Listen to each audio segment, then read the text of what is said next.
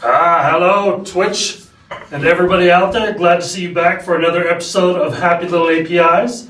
I have with me again this week the ever large beard. He has the better beard. That's all I got out of last week. But over here to my left is Bob Kinney. Bob, tell us a little about yourself.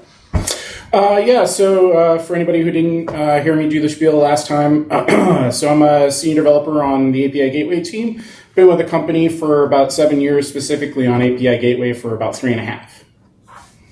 Excellent. If you're new to this stream, what we're talking about is API Gateway, or APIs on AWS, and the fact that APIs should be calming. It shouldn't stress you out. So we're trying to tell you all that API Gateway can do and how to build best practices for APIs on AWS. And today we're going to be talking about securing the front door, about what it takes to lock it down. Let me go ahead and bring up our share here. All right, as you can see, this is Building Happy Little APIs. That's my beautiful mug right there. And today's episode is called, excuse me one second here. Today's episode is called Building Happy Little APIs, Shut the Front Door, again with Bob and I. And we're going to jump right into it. Now, Bob, last week we built a very basic, kind of stemming off what George had built the week, or not last week, but last episode, what George had built the episode beforehand, and we built a weather app. And just to kind of remind you all what we're looking at, this is what we built last time. We had a simple client. Really, our simple client was just a web page doing GET calls. And then we were using API Gateway with a Lambda function and a Dynamo database filled with weather data. We wrapped around that last week Amazon CloudWatch and Amazon X-Ray, and we talked through debugging and figuring out bottlenecks and such. So, great week. This week, we're going to talk about what it looks like to secure that weather application. And kind of the idea we're going to be talking about today, and some concepts we're going to talk about, is what does it look like to secure the client who's making the call to API Gateway? What does it look like to secure maybe an external service sitting even in another account or somewhere else who wants to push updates to API Gateway? What about AWS WAF or cores? One of the things that we see a lot of times is developers just banging their head against the wall when it comes to cores. I mean, that can be tough. So we'll talk a little bit about that as well. So let's kind of break this down. And Bob, jump in any time. But as we're looking at security, one of the first things we're going to talk about are authorizers. And with authorizers, there's really kind of three kinds that we're going to look at today, and specifically use two of them. The first one is a Cognito Authorizer. And this is built to allow Amazon Gateway, API Gateway, to link into Cognito to get authorization from Cognito. So a customer or a client can authenticate through Amazon Cognito, and then they can authorize their Amazon API Gateway using the Cognito Authorizer. The second thing we're going to look at is this idea of an external account. We're going to kind of mock this up to show you what we're looking at in using an IAM authorizer, which says we can do cross-account authorization via resource policies. So you get this idea of, hey, maybe the resource that we want to talk to our API Gateway is not inside of our AWS cloud. Maybe it's in another account, or maybe it's off somewhere else. So with an IAM authorizer and using resource policies, we can kind of list that out. Bob's going to go in more in depth in that. I get to talk about it. Bob gets to show it. So he's the smart one in the group. The next thing we're going to kind of show here, and we're not going to show an example of this, but to kind of get an idea is what we call a custom authorizer. And this kind of takes the idea of we can have a Lambda within our account that the API Gateway can talk to that can really do kind of any number of things. It's custom logic. And so you can reach out to your data center, or maybe an external web-based service, or even a custom AWS services hosted inside your account. Really, it's kind of up to you. However you do that, you can respond with yes, they're authorized, or no, they're not, based on the custom logic that you have. So all three of these authorizers are things that you can build right into API Gateway, and you can do that. We're going to show jump in for a second, Eric. Yeah, jump in. Yeah, so I kind of wanted to make one sort of delineation here. So the first two that we demonstrated you as a consumer or a customer of API Gateway wouldn't have to write any code. It's mostly just configuration of the authorization and configuration. So for the Cognito Authorizer, setting up the user pool for authentication and then configuring it. In the custom authorizer, you have far more flexibility to sort of customize how you handle the authentication. And as Eric was mentioning, you can integrate it with sort of any number of third-party services to kind of return back the response. And much like a lot of the integrations with Lambda, there is a sort of a well-known protocol where your Lambda will receive an event which will describe the context of the request, and then you reply back with a response which includes any identity information you might want to include as part of the authentication result, as well as a policy that describes the actions inside of that API that the user can actually perform. Excellent. Yeah, thanks for clarifying that. So what you're saying is there's a specific format that data is going to come to you, and then a specific format that you need to respond in, right? Yeah, exactly. And that's documented. Yep. Okay. All right. So the next thing that we're going to kind of discuss a little bit is AWSWAF, which is a web application firewall. And this is great for blacklisting and whitelisting IPs. You can do an IP range. There's some logic you can put in there. And Bob's going to walk through the console on this, kind of show you what this looks like. So this is kind of another good way of protecting the front door of your API gateway. And then the next thing, or the last thing we're going to talk about before we get into demoing is cores. And again, CrossOrigin resource sharing. Man, if you're a developer, when you're working with local environments, then you're working with production environments, cores is tough. Amazon Gateway takes a lot of that and abstracts it away for you and allows you to do it. But there's still some things that you need to do. And so, Bob, you can help us kind of draw the line there, right? Yeah, so I'd like to describe this as part of our sort of shared responsibility model, where there's certain things that we can do for you, and then there's other things that you as the customer running on top of API Gateway would be responsible for. So the first thing is that if the error result is something that happens inside of API Gateway, all of that will be handled via what we call gateway responses. And so you would add your custom cores headers to your gateway responses to actually define the sort of the error handling there. Then if you use SAM or the one-click cores experience from the console, we will also create a pre-flight options request, which will be a mock request. And so that, again, API Gateway will sort of manage all of that logic for you. You just have to configure it. And you're just, again, specifying the headers that you're wanting to whitelist and the methods and origins you want to whitelist. Now, where it gets tricky is if you start using the Lambda Proxy integration or an HTTP proxy integration where you're calling back to the backend. And this is where you can end up in a situation where you will yourself have to return back the cores headers from your integration. And so we'll have a demonstration of that in our Lambda function a little bit later on. But that's so. When your Lambda function is called and you're using the Lambda proxy, API Gateway doesn't have any ability to override the headers that are returned back. So it is your responsibility as the API owner to make sure that those cores headers are returned. And the same thing is true of the HTTP proxy. But if you're using the non-proxy methods, so you're using the mapping templates and header definitions, you can actually control that inside of API Gateway if that's an option you want to pursue.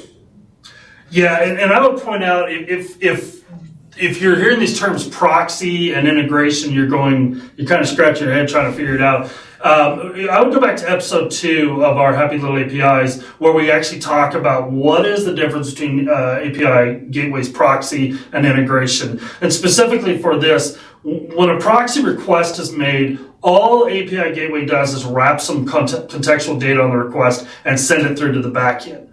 And then the response, it doesn't do anything to the response. So that's why you have to do the cores headers, because it will do that. Now again, and as Bob said, when it's an integration, then you have a lot more control at the API Gateway level. But if that's confusing, you go back to that episode and that'll explain a lot. So.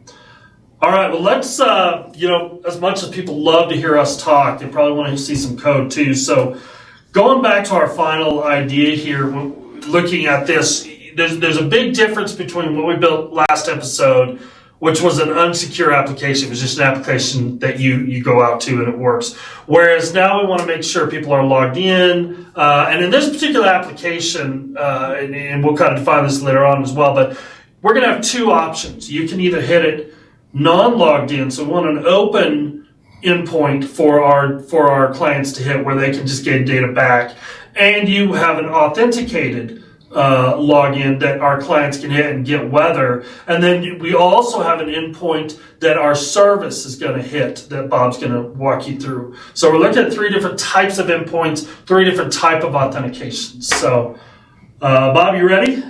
Yeah, sure. I'm going to go ahead and take over here. All right, I'll turn it over to you. Okay, so first we'll just start off in the API Gateway console, and we'll give a kind of a brief overview of here the methods that we actually have configured, and I'll go through the SAM template as well. But we have here at our top our original get method, which was basically the method that we had configured in the previous episode, which was just a Lambda proxy going to our Lambda function, which was fetching the data directly out of DynamoDB and then presenting the JSON response, which you can see here. So this is again our non-authenticated endpoint where I'm just querying for a specific zip code and then returning back a JSON response when I get a valid request. Additionally, we have, so that again, that one is open, so there's no authentication on it whatsoever.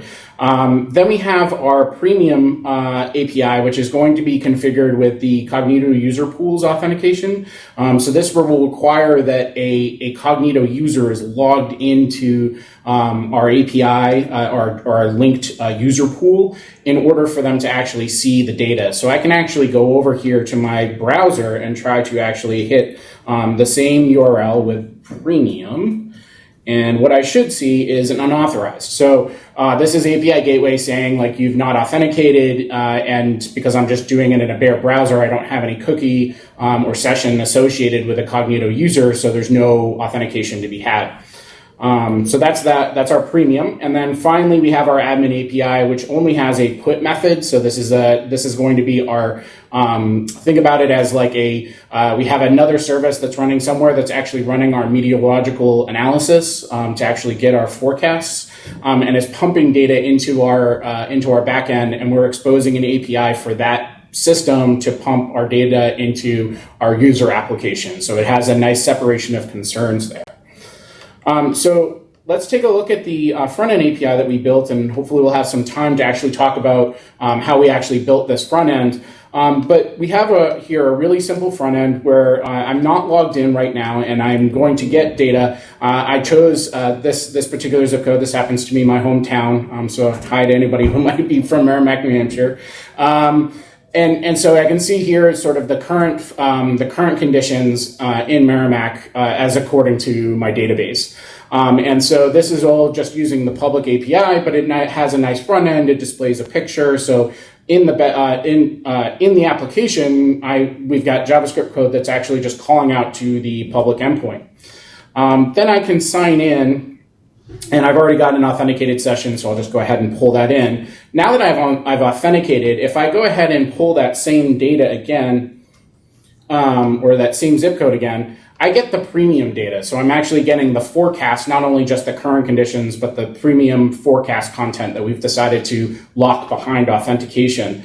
And so I can then log back out, research again, go back to only getting the unauthenticated data. And as we demonstrated inside of our other browser tab, I can't actually get at this data unless I'm actually authenticated with Cognito.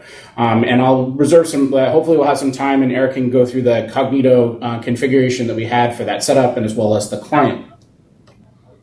So now what I wanted to touch on is, well, let's jump into the SAM and take a look at what that looks like. Because there's some interesting things here related to making this stuff work with cores and as well as with JavaScript APIs. So we talked about the shared responsibility model and the concept that the Lambda proxy is going to be responsible for actually returning back the appropriate headers as part of the response. And so you'll see here that like at my sort of wrapper function that I have inside of my Lambda function that wraps all of my responses in JSON in the JSON proxy response always includes this access control allow origin, which is sort of the absolute top level CORS header that you might be interested in. Now, I've obviously just done star here. I'm still doing development. We haven't quite gotten to sort of live production. Maybe when I want to lock that down, I can actually put in the correct domain for my actual hosted application. But at least for right now, I can just put in star and kind of work through my development environment. So that's the core side on the Lambda. But then if I switch over to my SAM template, SAM has a couple of nice things that make this a little bit easier for some classes of problems. Where I define my serverless API, I can actually have this great little property called CORS. And I can actually define the allow headers as well as the allow origin for the pre-flight requests. So SAM will actually generate those pre-flight options requests for me when we push the updates. So if I switch back quickly to the console, you can see these option requests that are actually the things that are being generated. And if I go to the integration response and fold down and go to the header mappings, you can see these headers that are getting generated for me on the fly. So I have my access allow control headers, which I defined in my SAM template, my access allow control origin, which was also defined in my template. And then SAM is actually doing the methods, so the allowed methods, it's actually determining that based on the methods that are actually defined in my SAM template. So if I had if that's all right. Sure, absolutely. So we had a question. I'd like to get your take on this. The question was, does anybody not use the quotes, star quotes? Sorry, I always forget the quote names. The quote star quotes. What do you think? Should people use quote, the star, or should we hard code or pass in specific domain names? What's your thought on that? So I mean, it kind of depends on whether or not you're building a multi-tenant application. So unfortunately, the core spec is not really great about sort of allowing multiple domains. So it's really kind of one domain or star. So if you're hosting a multi-domain application, then star is kind of like the only option because there's not really great methods for sort of programmatically generating that, at least today in API Gateway. That's sort of my answer. So if you're generating something that's being used in a multi-domain, multi-domain hosted environment, multi-tenant, then star is probably, unfortunately, what you're probably going to end up using. But if you're building purpose-built APIs with only one tenant, one domain, then absolutely it makes sense to actually hard code that domain because that's sort of the whole point of CORS in the first place. Okay, cool. Thank you. Okay, so we're talking about the sort of the stuff that SAM kind of gives you sort of out of the box, so again, this gets defined at the API level, and so all of my methods or my events that are tied to my serverless function inside of SAM basically inherit all of this configuration. So when I'm actually defining my methods, I actually can I don't even have to worry about it. It's set at the API level. All of the methods underneath that inherit all of that configuration. And so you see here, I have my get weather, which is my non-premium, which is at the root and a get method. I have my admin API, which only supports a put and uses the AWS IAM auth. And then I have my premium path, which is a get as well, but then it uses the premium user authorizer, which is configured down here with our user pool that is also created, again, inside of the SAM template. Okay, so I'm going to interrupt you there again. Can you go back into the function? So an interesting thing to note here, you're using the same code base for all three of these endpoints, right? That is correct. Okay, so you have an HLA is the folder that your endpoints are. And can you go down to the events there?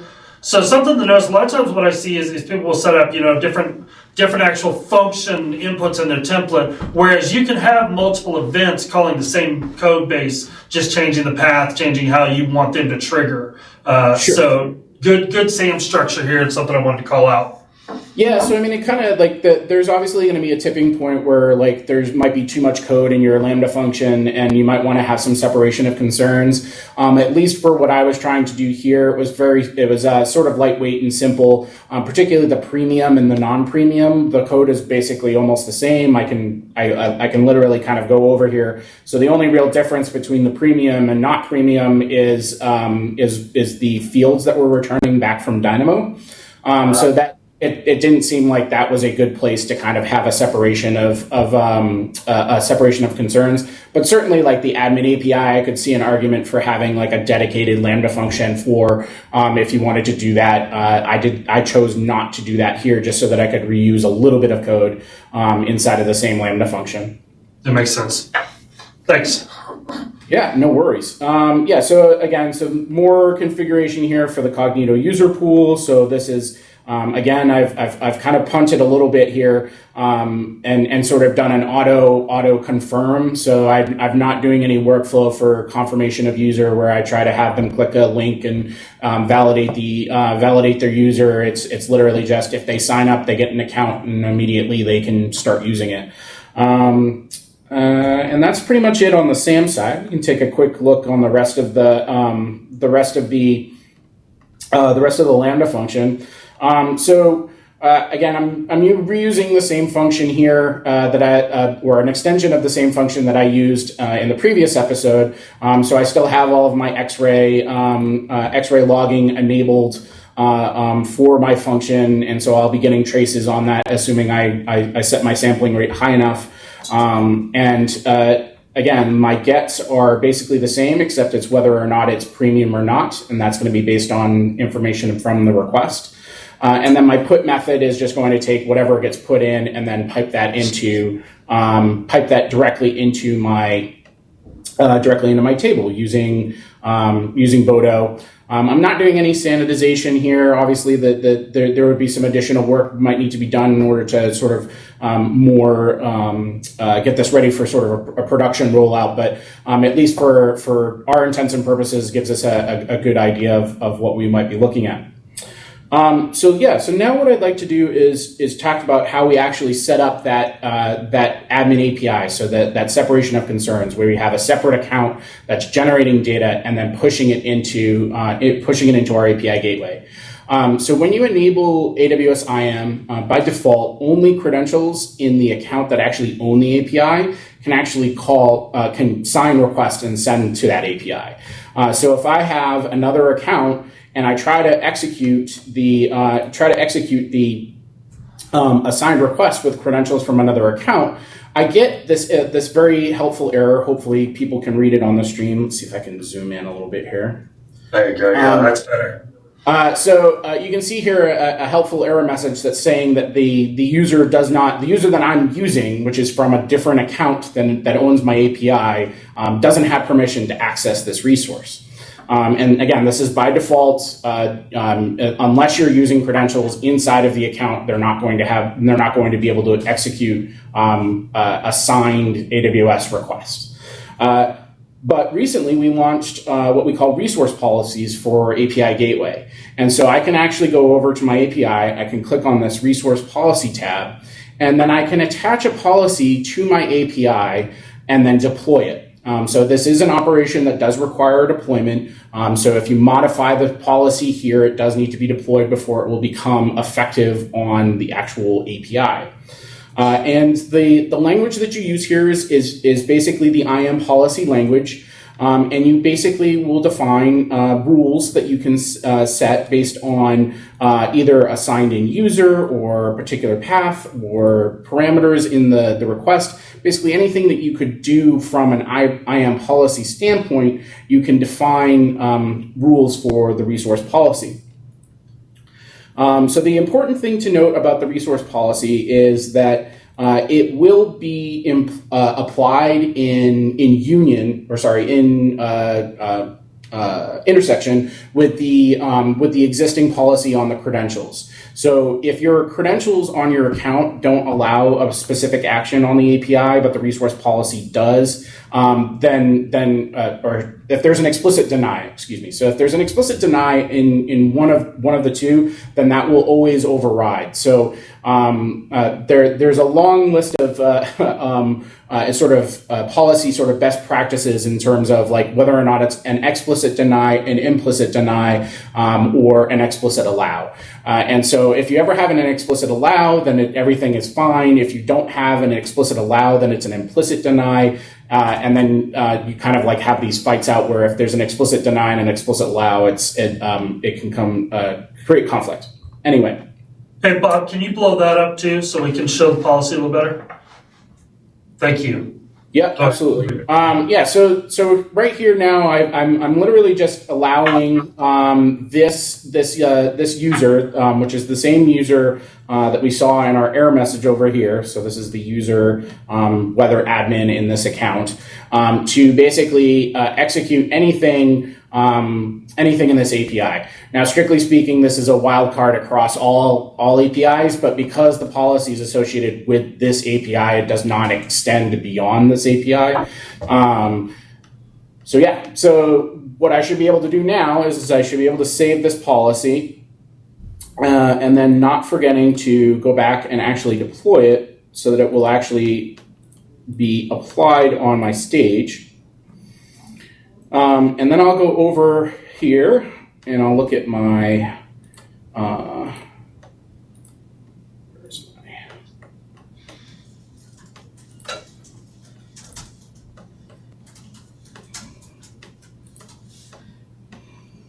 is my response. Where's my, okay. Seem to have lost my content. Okay, so now what I want to do here is actually like send a message to my function, which is going to update all of the fields. So I will go back to my non-premium data and grab that. And so now what I'm going to do is construct a message that will send to my, where's my, apologies, I'm having a tool problem here.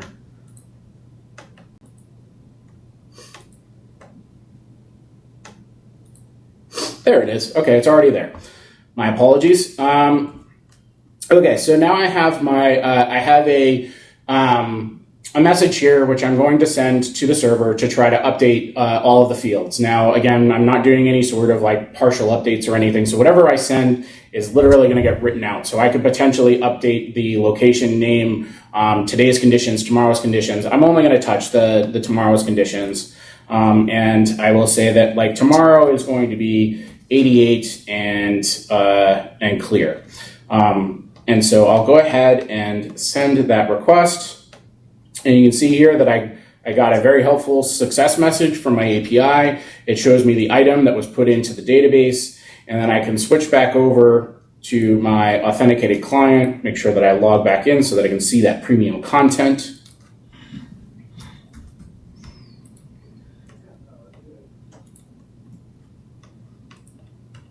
To refresh, try that again.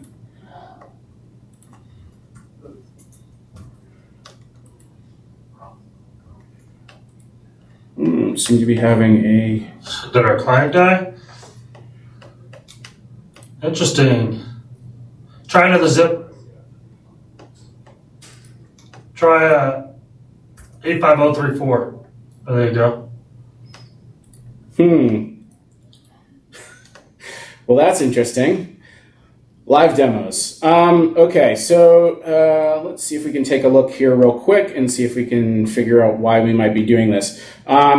Actually, why don't I do a little bit of debugging here? And Eric, why don't you talk a little bit about the front end application, and sure. I'll see if I can dive deep here and figure out what's going on. Alrighty.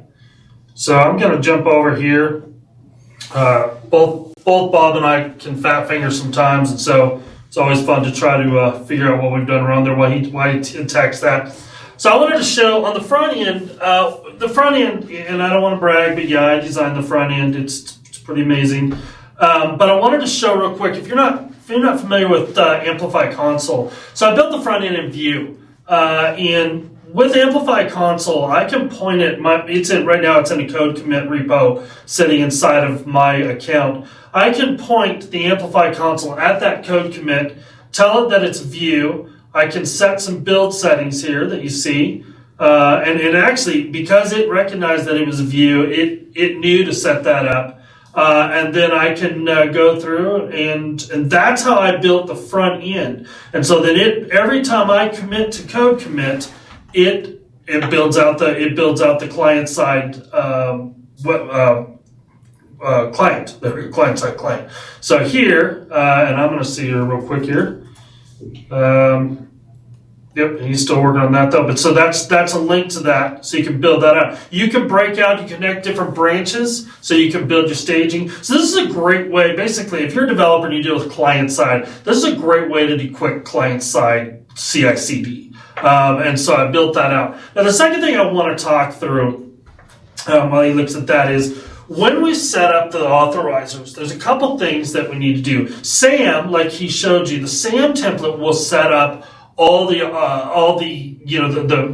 cores. It actually created the user pool that we need. It created the app client that we need for the user pool. But what it doesn't do is set up that fancy login that you saw. So if I want to go log in, I click this, and you'll notice up here in the domain, and let me blow, I don't think it'll blow up the right areas, but you can see that I'm hitting weather and then it's an auth site in Cognito. So these are my authentication domains that I'm using. I actually created the weather, and I'll show you that in just a minute.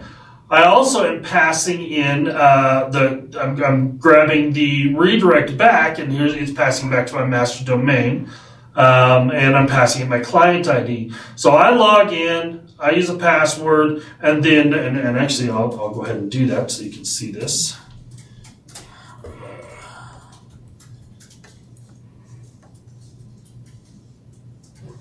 All right, so I sign in here, and it takes me back here. So now I'm logged in. Nope, don't want to do that. And we're good to go. Now, the interesting thing is, SAM won't set all that up yet because not all of it is supported in CloudFormation quite yet. So what I did to enable this is I'm going to come in and first thing I'm going to do is come to my app client settings, and I'm going to turn on my identity provider. And my identity provider is my Cognito user pool. That's the only thing that I've got linked in through this. The second thing I'm going to do is I'm going to tell it my sign in and sign out URLs. Now notice, I don't know if you can see it here. Let me see if I can blow this up. You'll notice that I've got two URLs. This is my test domain. I was using Cloud9 to build this out. So that was my Cloud9 test domain. And this is my production domain. So my sign out URLs are the same. I log out, it'll take me back there as well. The next thing I'm going to do is I'm going to tell it that I want to use authorized code grant, which is the way I'm doing this. And how that works is when my client goes over here, when it pops over here to do the login that we saw, it's going to get a code back from Cognito. And I'm going to take, my client then takes that code and it hits a token API, and it exchanges that out for an access ID. And then that access ID is what's passed through. And then we could do, if we aren't using scopes in this particular example because that takes longer than the time we've got here. But if we wanted to scope some things, we could do allowed OAuth scopes. Now I've got them turned on for later purposes, but we can turn those on and off. So with those set, then I save it. Then I go to my domain, and with my domain, then I can choose. I can try different domains. I chose whether it happened to be available. And then that's it. And so then once you put that in, that's the address that you're gonna hit. And so let me walk you through this again. So let me log out here real quick here, log back in. You see the address again. So we're gonna pass the client ID and we pass a redirect URL and we hit the domain that we suggest and And that's a quick way to build an authentication service. And again, this goes back to that, when we looked at our diagram, shows you authenticate here, and then you authorize at the Cognito user pool. Bob, how you doing? So I'm getting real close. I'm pretty sure I know what the problem is, but I need another minute or two. All right, so then what I'm going to do is I'm going to go to the back end, and we're going to go back to the template that Bob was showing and make sure everybody can see this okay. All right. So that's what I want to do here. So one of the things, when you go into the authorizer here, when you're setting this up, now Bob walked through the template there, and we go back down to our API that I was just at. Just one here. Okay, so in the API, when I pass my authorizer, this is just the logical name of my authorizer. The next thing I do is I'm going to get the premium pool, user pool ARN. And so that user pool was created with Sam here. Okay, and then the user pool client was created here and ties it together. Once I have that ARN put in place, then that locks in. Then what happens? That's where it ties your backend application, your API gateway, to this Cognito infrastructure that you've built up. So it knows, because it knows that the ARN of that user pool, it knows to use that when we're authenticating, when we're passing our token around. So that's pretty much the meat and potatoes of a Cognito authorizer. And you can do obviously other types of authorizers here, but this is how we're building this out. So on this, so here I'm calling. You notice that he said I'm directly calling an AWS IAM authorizer, so I don't have to build an AWS IAM. That's already built in, and then I'm directly calling this authorizer that we built. And so launching that, we'll build that out. And what I've done is I've taken and I've built a Cognito for different applications that I'm doing. I basically take this here all the way down, and I have just a reusable template. I know some of you and I have been on a conversation on Twitter over the last week or so about building reusable blocks in CloudFormation. This is one of those that'd be good to have in your library. If you build a Cognito infrastructure that you can pass in an application name and change out that, and use that name in the subs, then you've got this, and you can reuse it for different apps that you're building out. All right, so those are the two things that I'm going to walk through here. And the last thing here, I'm going to go into a little more in depth on what Bob was talking about, the inline code here. One of the things that you may not recognize is that you can pass inline code when you're building a function. Now this, I don't know if this is always the one that I would suggest for all your applications, but it's something that I use periodically based on the application I'm building. I've had clients say, "Look, we don't want to do a confirmation of our email or our phone number. We simply want them to be, if they're signing up, we want it to go through, and we go." And I actually don't suggest that too often, but for our demonstration purposes, that works.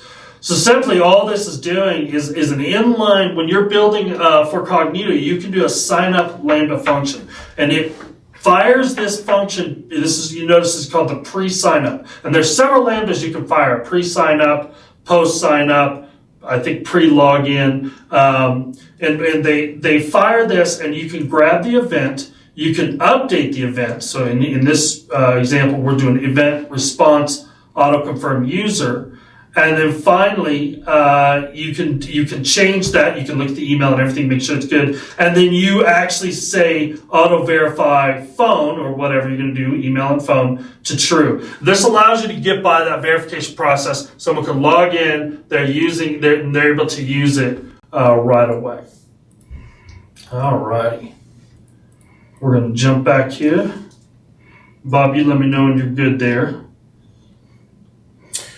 Yeah, unfortunately, there seems to be a interaction with the Cognito and the Cognito user pool and the resource policy that I'm having a little problem with, and I'm going to have to go back to my team with to make sure that we're doing the right thing. But I can at least go back to demonstrating sort of the update actually taking effect and taking a look at that. Excellent. Okay, I'll let you jump on it. I'll go. and then we can talk about the rest of the stuff we wanted to talk about. Yep. So now I can see that I can see that the data has been updated with the 88 degree temperature for tomorrow for this location, and I can see that. Unfortunately, I had to remove the resource policy in order for that to work. So the TLDR there is that there's a policy configuration which I thought I had in place, which was not working, but unfortunately I'll have to defer that to perhaps a later time.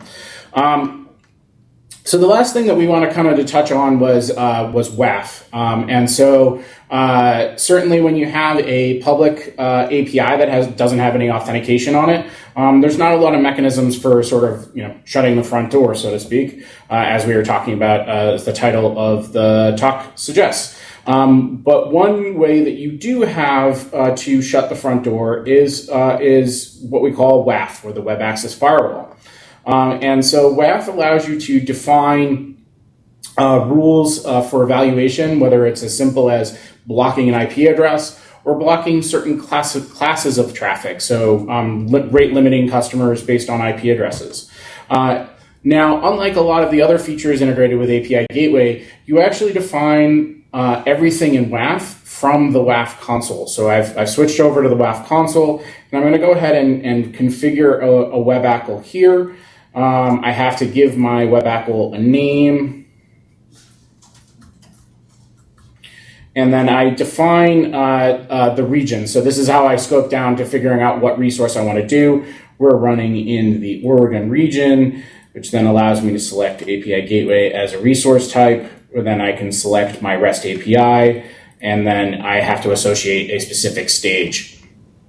And so then at this point, then I am able to then configure any number of rules for this ACL to actually control. So whether that be checking for cross-site scripting configuration, or IP mismatches, or SQL injection. So WAF has built a whole bunch of custom rules that will allow you to kind of detect these kind of problems and reject the traffic before it even hits the back end. So the clients will get a 403, and you don't get charged for any of the requests that get rejected due to WAF blocking the request. So so if I just want to create a simple condition for an IP block, and then I can define either, so IPv4 is currently the only thing that's going to be supported for API Gateway, and then I can either do a net mask or an explicit IP. So if I literally just want to block a specific IP, then I can add that range here. Of course, it would help if I actually picked a correct one, so let's just do this one. Okay. Has to be.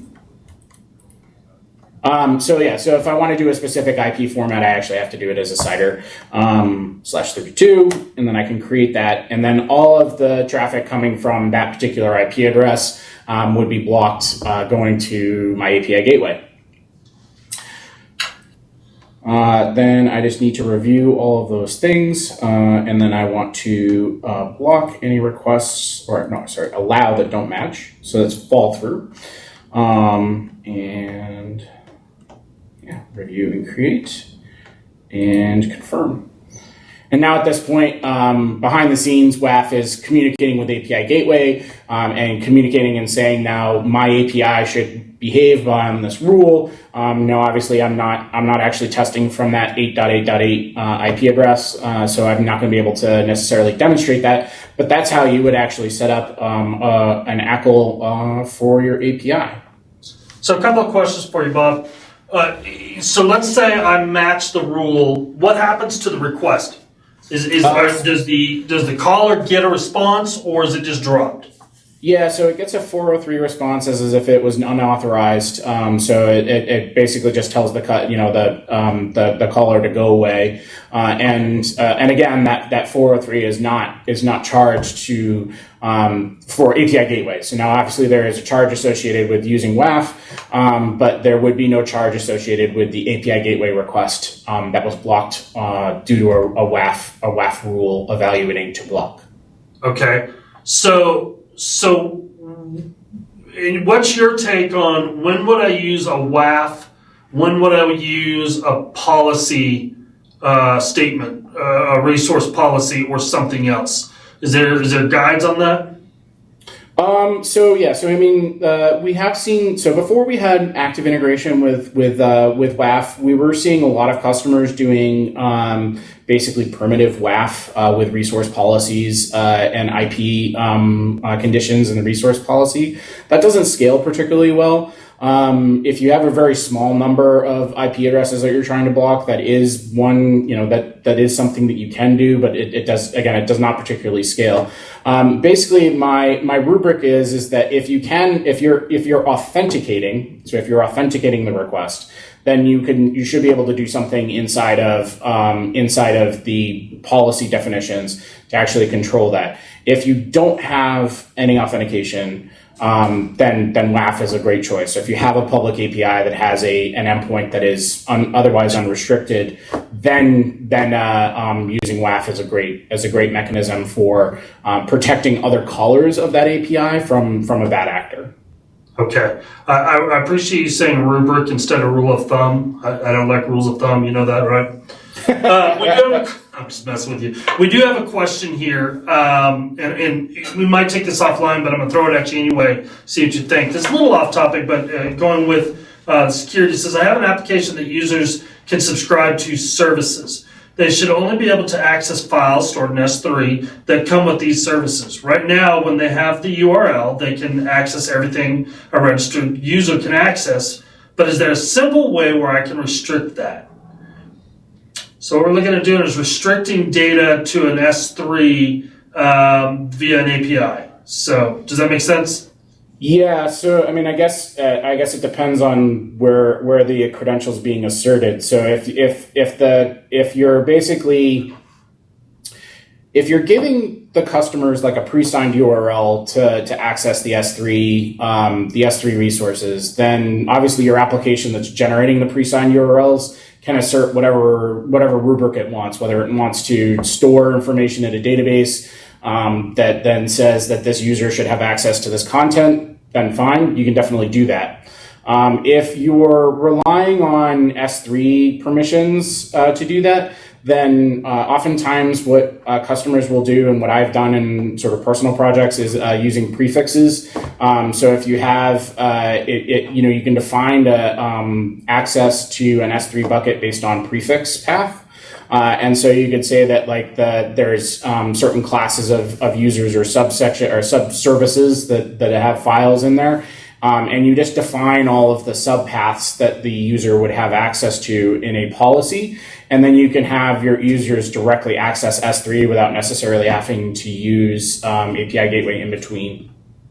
Okay. Well, and that would be, either way you do it, and just to go back, when you do like a pre-signed URL, something like that, you never want to route your calling of an S3 object through your Lambda, through your API. You always want to have it directly talk to the S3 when you can. Particularly if you're talking about larger payloads or larger sizes. So API Gateway has a 10 megabyte payload restriction. Lambda has a 6 megabyte payload restriction. So if you're talking about files in that order of magnitude, then definitely having your customers access S3 directly via pre-signed URL is definitely something that I would recommend. That's right. Okay. All righty. Okay. What else? Do you have anything else you want to show on the WAF stuff? No, I think that was all I wanted to show on the WAF stuff. So I think we're sort of at the end of what we wanted to show today. Yeah. So and please, if you have any questions, we have a few more minutes before we have to jump off here. Love to answer any questions. We can answer them online if we know them. I'll answer that. I'm going to go off topic here, but we had a question about since we did talk about Amplify Console. Actually, let me ask this question real quick. Okay, could I serve? All right, Bob, let's throw this at you. Stop the chump. You ready? Could I serve JS files through AWS Gateway, which is located behind Nginx? Yeah? I'm not sure I completely understand the question. If I'm understanding it correctly, I've got an Nginx proxy server. Could I put API Gateway in front of Nginx proxy server? And that's, I'll jump on that, Bob, correct me if I'm wrong, but yeah, absolutely you can. The beauty of API Gateway is you can point it at anything that has an endpoint. So if your Nginx if your proxy has an endpoint and you're serving up something through that, you could do it. You might find that and this is brought up earlier in the chat, you might find that with an integration, you might be able to get rid of the Nginx proxy for whatever reason you're using it. And so I did get a request. Katie pointed out a Raspberry Pi. If that Raspberry Pi has an input that's public to API Gate or public to the internet, as long as it's public routable endpoint, we can call into it. That's exactly correct. Yes, this video is recorded. The question was asking, are these videos recorded? All our episodes are recorded and can be found on Twitch and YouTube. So I encourage you to go back and follow them. I will answer the my opinion on the Amplify and the Amplify console question. The question we got was, you can do Amplify push, and then you can also use the Amplify console. And they're really, you're almost taught. Amplify is an incredible product, and I love it. I work in the Serverless group, and it's tied in heavily with us, and we use it quite a bit. And you can use, Amplify, you can use SAM, they integrate, there's a lot of overlap in them. And kind of the advice that I give, and again, this is the Eric Johnson answer here, is if you're coming at it from a front-end developer, Amplify and the Amplify tool set, like the CLI, a great way to go. If you're coming at it from like a back-end developer where you're kind of building your APIs and things like that, then SAM is the way to go. And then you'll find some overlap as well. And Amplify depends on SAM and there's some integration. The Amplify console, however, is its own kind of service that allows you to host and kind of a quick CI/CD for front-end applications. So hopefully that helps. That's my opinion. Well, I think we're about out of time. I would Bob, thank you so much here. I really appreciate it. Let me bring my slide back up here to let you guys know what's going on. So this is what we built today, our secure weather application. And we had, and Bob, we're going to be checking on what kind of messed up our last part. Maybe we'll publish that out on Twitter later. But if you next week, so we talked about shutting the front door, but that's not always enough. Sometimes you want to shut the back door. And so next episode, we're going to be talking about what does that look like? How do you validate the API gateway? Is this the right API gateway that's hitting your application through using client certificates? We'll discuss the idea of trust but verify. So you know someone's authenticated, but let's make sure they're who we want them to be. And then we can also protect our backend through technologies like VPC links. And we'll visit throttling again. Throttling is great to protect the backend from, when we talked about earlier, from getting too many requests, but it's also good from getting hammered from like a denial of service or something like that. So look forward to seeing you on June 11th, same time, same place. Appreciate all the folks who follow and give us questions, and we will see you next time. Bob, thanks again. Yeah, absolutely. See you next time.